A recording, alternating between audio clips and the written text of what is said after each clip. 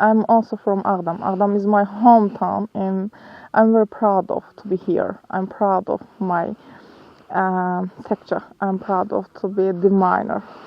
We are the first female miners of Azerbaijan. I think we are so patient and careful here. I think we are so careful and so patient from men. That's why we are the leader. I was a teacher. I was a geography teacher in primary school, and now I'm here.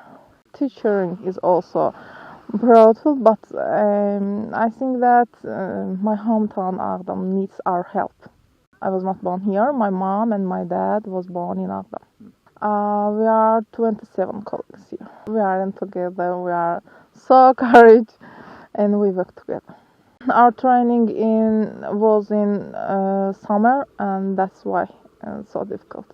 Onu dedim ki, təlimlər iyun ayındaydı. İyundan başlamışdı, avqust ayına qədər çox isti idi. Amma indi real mina sahəsində sentyabr ayında başladıq. Ondan bu tərəfə Ağdamda Başqərvənd ərazisində işlədik.